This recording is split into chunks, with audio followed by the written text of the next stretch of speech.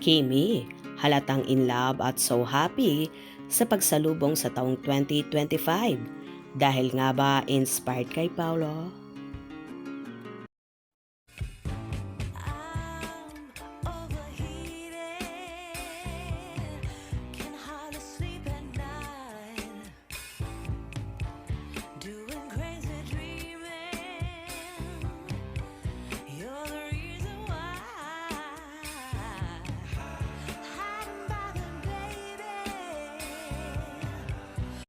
Super smile ang actress na si Kim Chiu nang magsimula ang bagong taon.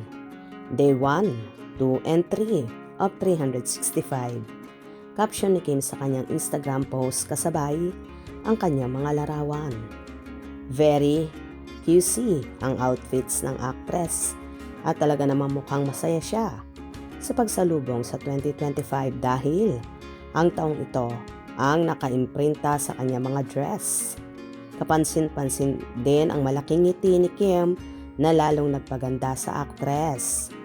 New Year, new beginnings. Here's to chasing dreams, embracing growth, and creating unforgettable memories. Dagdag pa niya, hindi naman napigilan ng netizens na magpaula ng papuri sa actress. Ganda mo dito, Kimi. Happy New Year. Komento ni Direk Dan Villegas. Ha ha ha ha. You really like and enjoy your cute 2025 outfits.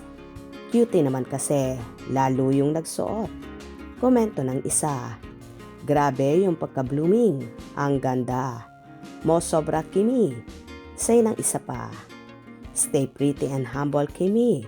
Excited din kami sa magiging journey nyo ni Pao. Hindi pagkalimot ng fan sa ka-love team nitong si Paolo Avellino. Well, hindi talaga maikakaila na so happy at so in love si Kimi. Base na rin sa kanyang mga larawan na ibinahagi. For sure dahil na rin kay Paolo dahil alam naman ng lahat na so inspired nga ang dalaga sa aktor. Sinasabi nga ng marami na magjowa ng dalawa na ayaw pa nga lang aminin sa publiko.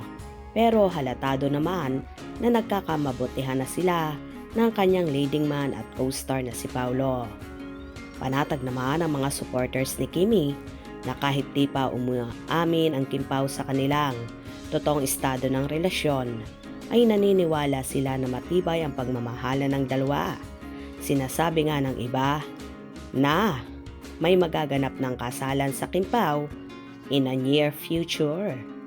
Samantala, hindi lang sina Kimi at Paolo ang so excited sa kanilang first movie kundi pati ang kanilang followers ay atat nang mapanood ang nasabing pelikula na maghahatid ng good vibes sa lahat.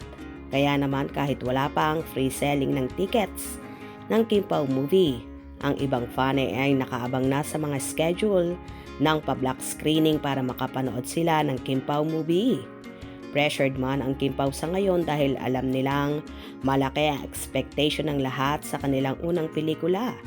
Ganun pa man, so happy at naniniwala ang Kim Pao, nakikita at tatabo rin sa takilya ang kauna-unahan nilang movie na pagsasamahan. Hope you enjoyed. Please subscribe for more info.